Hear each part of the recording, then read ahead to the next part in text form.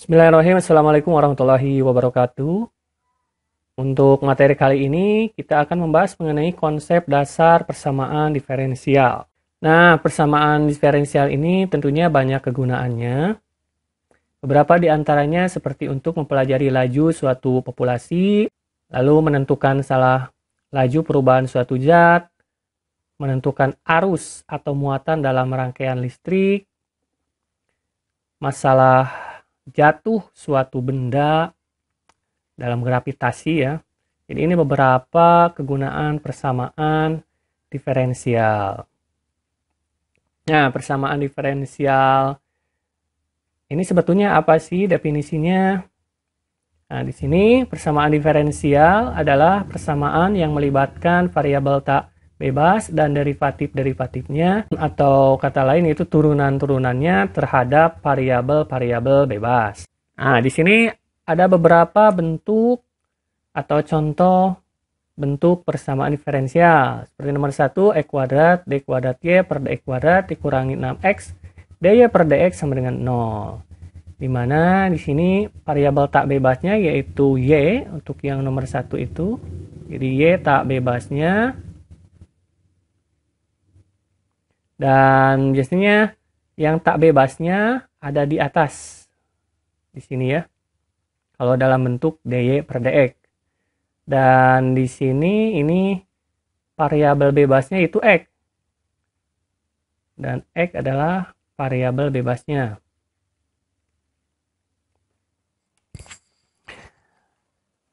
Nah, ini yang bentuk nomor 1 ya. Nomor 2 yaitu Y aksen sama dengan E pangkat X ditambah sin X. Nah, kalau bentuk atau penulisan seperti ini yang Y aksennya, yang ada aksennya itu adalah variabel tak bebasnya.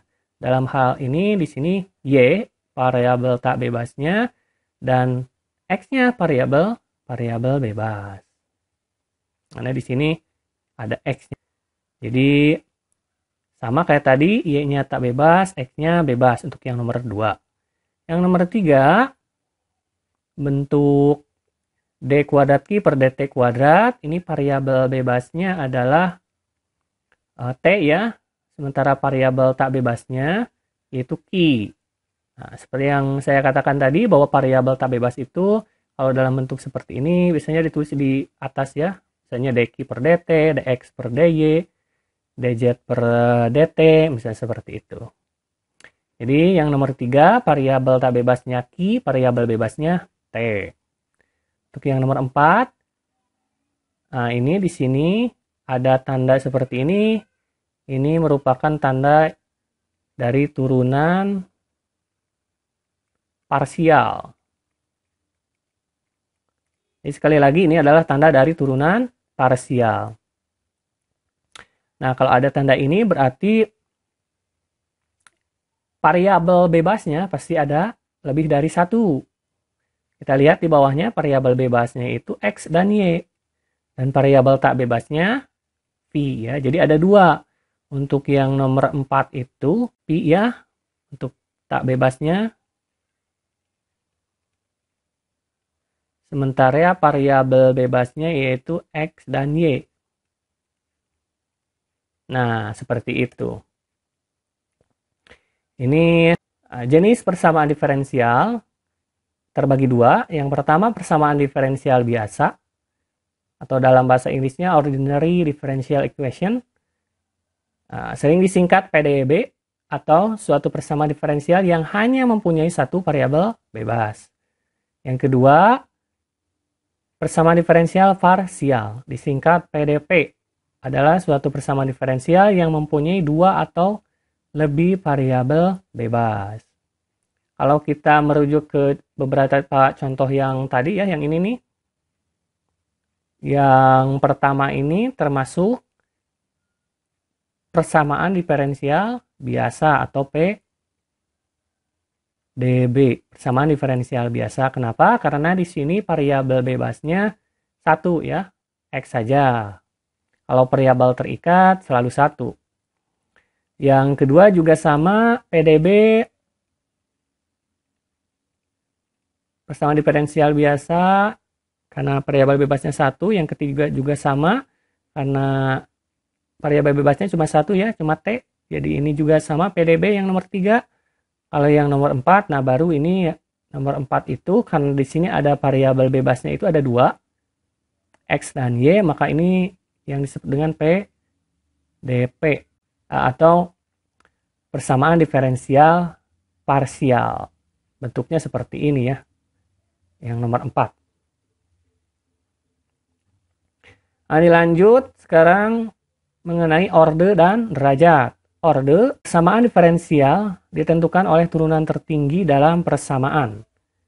Sedangkan derajat atau degree dari suatu persamaan diferensial adalah pangkat dari turunan tertinggi suatu persamaan diferensial. Kita lihat beberapa bentuk persamaan diferensial berikut. Misalnya yang ini yang persamaan pertama, X dy per dx sama X dy per dx dikurangi Y kuadrat sama dengan 0. Ordenya itu dilihat dari sini nih. Ini dy per dx ya. Karena di sini atau di sini artinya bahwa dy per dx itu hasil turunan pertama. Dan di persamaan ini tidak ada yang lebih tinggi lagi. Tidak ada yang turunan kedua atau ketiga misalnya. Maka ini disebut dengan orde 1 ya. Orde 1 dan derajatnya derajat berapa? Kita lihat ini kan yang paling tingginya dy per dx, ini pangkat berapa? Pangkat 1 ya. Kalau dibentuk kan seperti ini, cuma tidak ditulis. Jadi ini derajat 1. Itu yang nomor 1. Yang kedua, yang XY d kuadrat y per dx kuadrat dikurangi y kuadrat sin x sama dengan 0. Ini juga kita lihat dari pangkat yang paling tingginya atau dari turunan paling tinggi, tertinggi. Di sini turunan tertingginya yang ini, d kuadrat y per dx kuadrat. Artinya bahwa ini adalah orde 2. Orde 2. Derajatnya derajat berapa? Derajat 1. Masih 1 ya, karena ini yang paling tingginya d kuadrat y per dx kuadrat pangkat 1 kan. Kalau dibentukkan seperti ini. Yang ketiga, kita lihat d pangkat 3 y per dx pangkat 3 dikurangi y dy per dx ditambah e pangkat 4x sama dengan 0. Ya, ini udah jelas yang paling tingginya yang ini. D pangkat 3y per dx pangkat 3. Ini merupakan orde 3. Derajat ya nomor 3 itu orde 3 derajat 1. Karena dilihat dari sini ya. Nah, nomor 4. Yang ini kita lihat yang paling tingginya adalah yang ini ya. Nah, d kuadrat y per dx kuadrat. Maka ini merupakan orde 2 derajat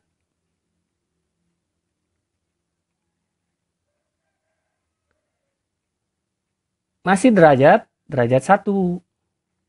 Karena ini pangkat 1 ya. Jangan dilihat dari sininya. Karena kan paling tinggi, turunan paling tingginya yang ini. D kuadrat y per dx kuadrat. Persamaan kelima yaitu x dalam kurung y double aksen pangkat 3 ditambah y aksen pangkat 4 dikurangi y sama dengan 0.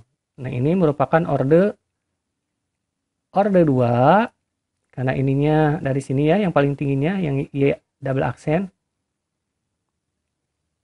Nah, derajatnya derajat berapa? Karena yang pangkat tingginya ini dipangkatkan 3, maka ini merupakan derajat 3. Seperti itu. Ini mengenai orde dan derajat. Oke. Saya kira itu ya untuk pengenalan dari persamaan diferensial. Nah, selanjutnya kalian ini dikerjakan untuk latihan soalnya. Di sini mudah ya. Jadi instruksinya klasifikasikan persamaan diferensial berikut.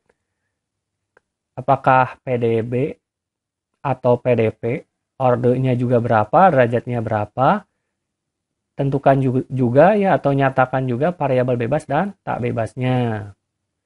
Contoh misalnya yang nomor 1, dy per dx sama dengan 3x kuadrat. Ini disebut dengan PDB, persamaan diferensial biasa. Ordenya orde 1, derajat 1, dengan variabel bebasnya yaitu x, variabel tak bebasnya y. Nah, seperti itu ya. Jadi dituliskan seperti itu untuk soal-soal yang lainnya, yang nomor 2 sampai dengan 10. Oke, seperti itu. Semoga bisa dipahami untuk materi ini. Wassalamualaikum warahmatullahi wabarakatuh.